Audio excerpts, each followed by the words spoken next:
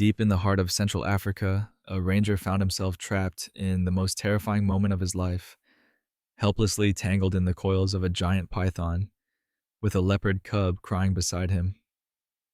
But just as the forest seemed to close in, something emerged from the trees. A gorilla. What happened next left scientists speechless and forever changed the way we understand animal intelligence. Before we begin, make sure to subscribe, like this video, and turn on notifications. We bring you powerful, real-life animal stories every day, based on documented behavior, field reports, and moments you'll never forget. Ranger Elijah Mboya had walked this trail 100 times. It wound through the lowland rainforest like a snake itself, twisting through ferns, moss-covered roots, and the thick scent of life. But that morning, the forest felt too quiet. Even the birds had gone silent. He was tracking prints, tiny, light, unmistakable. Leopard cub, likely less than a year old. Alone. His orders had been clear. The mother had been killed 3 days prior near the reserve's edge, likely by a poacher. The cub had been seen twice since then. Once near a creek and once, alarmingly, close to a gorilla nesting zone. Elijah wasn't worried. He respected gorillas, knew their habits. They weren't killers. But he knew what happened to orphaned leopards. They didn't last long. He crouched beside a broken stem, a fresh track. The cub was near. He called softly, "Hapa, kidogo." "It's okay." A soft whimper. He turned his head just in time to see a flash of spotted fur in a sunbeam. Then came the rustle, not from the cub, from behind. Before he could react, something thick slammed across his legs. His rifle clattered to the ground. Then, pressure, searing, crushing pressure. He screamed. A python. It had struck from the tree line and coiled around him in seconds. He grabbed at it, punched, kicked, but it was like wrestling a truck tire. The more he fought, the tighter it crushed. Then, he heard it. The cub was mewling, crying. Not far. It had seen what happened. But Elijah couldn't call for help now. The air was being forced from his lungs. His vision blurred. He felt his ribs shift. Crack. This was it. This was a thump. Then another. Heavy footsteps. Slow, steady. From the tree line, a figure emerged. Towering, black-furred, broad-shouldered. A silverback gorilla. Elijah could barely process it. He expected it to flee or ignore him, but the gorilla locked eyes with him. Then with the python. Then it bared its teeth and charged. The silverback's roar wasn't loud. It was low, vibrating through the ground like thunder muffled by soil. But it sent shivers through the forest. The python didn't release its grip. It didn't care what approached. It had its prey, and it intended to finish the job. Its coils shifted tighter around Elijah's chest. He couldn't breathe. The cub, crouched in a nearby thicket, was shaking, mewling, its small frame pressed to the ground. It wouldn't run. It wouldn't fight. It just watched, frozen in terror. The gorilla didn't hesitate. It crossed the clearing in 4 powerful strides, fists thudding into the earth. Its face was pulled back in a snarl of instinct, teeth flashing, eyes locked on the snake's midsection. With one massive hand, it gripped the python just below the head, and with the other, it swung a closed fist into the coils. The impact cracked like a tree limb snapping in a storm. The python thrashed in pain, loosening for the first time. Elijah gasped, a ragged, wheezing breath, and collapsed sideways into the mud as the pressure on his ribs finally eased. He couldn't stand, but he could move. Barely. The gorilla let go, circled to the other side, and roared again, this time directly into the snake's face. And then he bit. not to kill, to warn. The python, dazed and injured, unwound itself fully and slithered backward in a series of jerky, panicked motions. It had never faced such a foe. It vanished into the ferns, leaving a trail of torn brush behind. The clearing fell silent again. Elijah lay still, eyes blurry, lungs burning. He coughed, rolled slightly. Every movement sent pain through his ribs, but he was alive. The cub, emboldened now that the python had fled, crawled slowly toward him. Not toward the gorilla, toward Elijah. It sniffed his hand, then lay down beside him, pressing its small body into his side like a child curling against a wounded parent. And then the gorilla approached. Elijah expected anger or confusion. But the silverback knelt, resting one hand on the ground, the other holding a low branch. He studied the ranger and the cub. His breathing slowed. His posture eased. He had not come by accident. He had seen the orphan before. The forest knew everything. He had watched it wander, had likely watched Elijah track it. And in that moment, when predator, prey, and human collided, he had made a decision to intervene, to protect. Elijah closed his eyes, overcome. His radio was gone. His ribs may have been fractured, but beside him, a leopard cub was alive, and somewhere in the forest, a python would think twice before attacking again. But none of them expected what the gorilla would do next. The silverback stayed still. Not like a statue, more like a sentinel. Watching, breathing. His massive chest rose and fell with the rhythm of a creature who had seen the forest long enough to understand what didn't belong in it, like a python attacking a cub, or a broken human bleeding in the undergrowth. Elijah couldn't move much. His ribs flared with pain every time he inhaled, and his shoulder throbbed where the python had dragged him. But he stayed awake, because the gorilla hadn't left. The leopard cub had curled against him, not out of fear but comfort. Occasionally it let out a soft cry. Elijah ran a dirt-smeared hand gently over its spotted back, whispering, "It's okay, little one. You're safe now." But deep down, he knew they weren't. Night would fall soon, and they were at least 6 kilometers from base.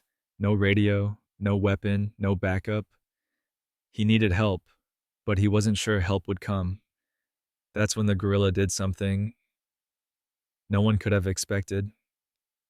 He stood, turned, and beckoned. Not with words, of course, but with motion, slow and deliberate. He walked a few steps, looked back at Elijah and the cub, and waited. "What are you doing?" Elijah murmured. The silverback knelt again, resting a hand on a low-hanging vine, and glanced once more over his shoulder. Guiding. Elijah understood. Groaning, he shifted upright. The cub followed, nuzzling under his arm. His ribs screamed in protest, but he didn't stop. He pressed a trembling hand against the trunk of a nearby tree and stood. The gorilla moved again, deeper into the underbrush, parting it easily with his weight. Not rushing, but not stopping either. And Elijah, leaning heavily on roots and branches, followed him. What followed wasn't a trail, at least not one made by humans, but the gorilla moved with certainty, pausing occasionally for Elijah to catch up, watching the cub as it trotted behind. It was as if the forest had opened a hidden corridor, and the gorilla was the only one who knew where it led. After what felt like an hour, Elijah began to see flickers of something man-made, rusted fencing wire, an old water barrel half buried in moss, and then an abandoned ranger station, a structure, a shelter, collapsed on one side but still standing, still real. Elijah dropped to his knees as relief overwhelmed him. The gorilla stopped at the edge of the clearing. He didn't enter. He just stood there, watching the man and the cub disappear into safety. Then he turned and walked back into the forest, not looking back, because his part in this story was done. But Elijah knew. He'd never forget what he had seen. The ranger station creaked with age, but Elijah didn't care. He laid the leopard cub on a weathered mattress layered with old blankets and crates, checking its breath, its pulse, its paws, gently like he'd done for orphaned animals before. The cub whimpered, but its tiny chest rose and fell steadily. Still alive, still fighting. He leaned back, wincing, and stared at the peeling ceiling, his mind racing with everything that had just happened. The python, the gorilla, the rescue. Had anyone else seen it, they wouldn't believe it. He barely believed it.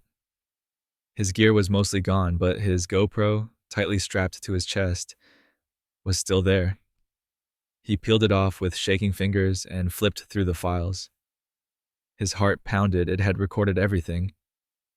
The gorilla fighting the python, the leopard cub crawling toward him, the silverback leading them through the jungle. Elijah sat in silence for a long moment, staring at the footage like it was a dream he wasn't ready to wake up from. Then came the crackle of static, a voice.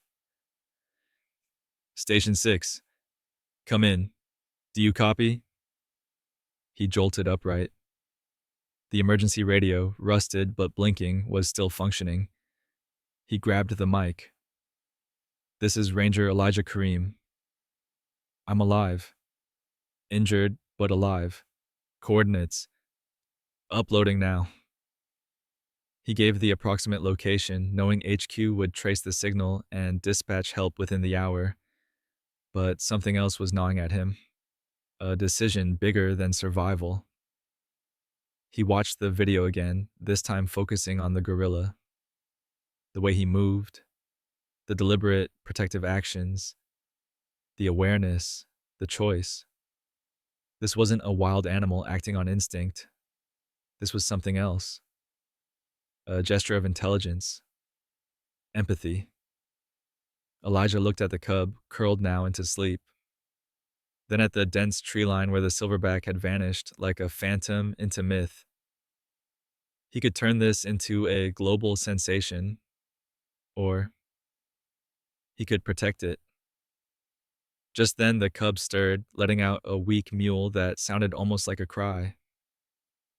Elijah knelt beside it, placing a hand over its ribs. "You're safe now.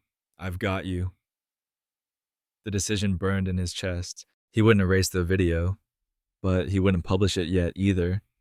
Not until he could be sure this wouldn't turn the gorilla into a target, or worse, bring poachers and scientists to tear apart this part of the jungle. Some truths needed to be protected before they were shared. Because what he had seen wasn't just rare, it was sacred. In the distance, he heard the faint buzz of helicopter blades. Rescue was coming. But Elijah knew something else. His mission had changed. 2 days later, Elijah sat on a cot inside the ranger compound's infirmary, bandaged and stiff, but alive. The cub, whom he'd begun calling Taji, meaning crown in Swahili, was curled beside him in a crate lined with towels. Its wounds were healing, so were his. But Elijah's mind wasn't at peace. Since the rescue, he'd spoken with multiple forest officials. Each time he told the same half-truth. He'd been attacked by a python and narrowly escaped with a leopard cub he'd found nearby. No mention of the gorilla. No mention of what truly happened. The footage on his GoPro stayed locked in a folder on his laptop, marked with a single word. Truth. It haunted him. Everyone was praising him as a hero. Local news outlets called it a miraculous survival. Even the park's senior director, Mr. Kamau, insisted he attend a press event in Nairobi to show the world what bravery looks like. But bravery wasn't what was eating him alive. It was loyalty, not to the humans, but to the animals who had saved him, especially the gorilla. That night, unable to sleep, Elijah slipped away from the compound with Taji in a secure carrier. He drove hours into the forest, back to the area near the gorge. The same moonlight filtered through the trees. The air felt thick with memory. He walked carefully toward the riverbank where the python attack had taken place. The sand was smooth now, any signs of the struggle washed away by rain. Taji, he whispered, setting the carrier gently on the ground. I don't know if he'll come, but I had to try. He sat in silence, the cub resting against his boot. Then, just as his doubts began to harden, he heard it, a rustle, a branch cracking. His breath caught. And then from the shadows, a massive shape emerged. The silverback. Still powerful, still quiet. Watching. But this time, he came closer. Elijah stood slowly. You came back, he said softly, almost reverently. The gorilla didn't blink. His deep, intelligent eyes locked with Elijah's. Then, to his shock, the silverback extended an open hand toward Taji. The cub, now stronger, climbed out of the carrier and stumbled forward, brushing against the gorilla's fingers like a kitten seeking warmth.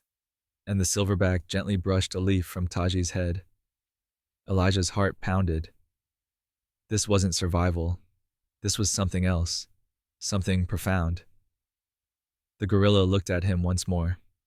Not with threat, not with fear, but almost a silent request. Don't expose this. Protect it. Elijah swallowed hard. He nodded. I promise. And with that, the silverback turned and disappeared into the dark, Taji waddling back to Elijah's side like a cub who had two fathers. But Elijah knew nothing about this would ever be ordinary again. 3 months had passed since the night Elijah returned to the jungle to keep his promise. From the outside, life had returned to normal. Elijah was still stationed at the wildlife reserve.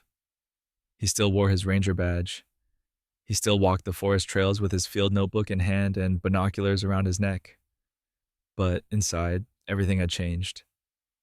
There wasn't a day he walked those grounds without glancing into the trees, searching for the flash of silver fur or the glimmer of golden eyes. He hadn't seen the gorilla again, not directly, but every now and then branches shifted in a way that felt deliberate. Or he'd spot a deep handprint in the soil near the ranger station, too big to be human, too light to be just chance. Taji, the leopard cub, was growing fast. Too fast. The cuddly, bruised baby he'd once fed with a bottle had become a sleek, agile creature with fierce eyes and graceful muscles. She still curled up beside him at night, but her instincts were sharpening. One day soon, she would no longer belong beside humans, and Elijah knew it. It broke his heart to admit it. So, when the reserve veterinarian, Dr. Asha, called him into her office with a heavy look in her eyes, he knew what she was going to say before she said it. Elijah, she said gently, Taji's ready. He didn't answer. He just looked out the window where the cub sat in the sun, blinking slowly, her coat glistening like gold dipped in shadow. She needs to go back, Asha continued, to the wild. And I think you know where she belongs. Elijah nodded once slowly. The next morning, he prepared everything in silence. Not a word spoken, not even to Taji. He carried her in the large transport crate they used for releasing orphaned animals, driving deep into the forest, past the reserve borders, where GPS signals dropped and the canopy grew thick enough to turn noon into twilight. He parked near the river where it had all begun, where the python had tried to kill them, where the gorilla had saved them both. He opened the crate. Taji didn't leap out. She stood still inside it, turning to look back at him. And in her eyes, he saw it. confusion, fear, maybe even betrayal. "I'm not leaving you," he whispered. "I'm letting you go." He stepped back. She stepped out. At first, she stayed close, brushing against his knee, but then something shifted in the wind. Her ears twitched. She lifted her nose and sniffed the air. And then she bolted into the forest with all the fire of a creature born to run free. Elijah stood still, heart aching and swelling all at once. He waited an hour, then two. No sign of her. Just when he was about to turn back, he heard it. A low, guttural grunt. He turned, and there, on the opposite ridge, stood the silverback. Larger than life, proud, silent. But he was not alone. Behind him, barely visible through the trees, stood two other gorillas, a younger male and a female with a baby clutched to her chest. And crouched between them, Taji, safe, accepted, home. Elijah's throat tightened. This was not just survival, this was family. The gorilla stepped forward, only a few paces, but enough. Enough to acknowledge Elijah, enough to say, "We remember." Elijah took a shaky breath. He reached slowly into his jacket and pulled out something he'd carried since the rescue. His GoPro, the one that captured everything. He turned it off. Then, without hesitation, he placed it on the ground and buried it beneath a small pile of leaves. This was not for the world to see. This was sacred. The silverback gave a final grunt, then turned and melted back into the forest, with his new, unusual tribe following behind. And Elijah, he smiled.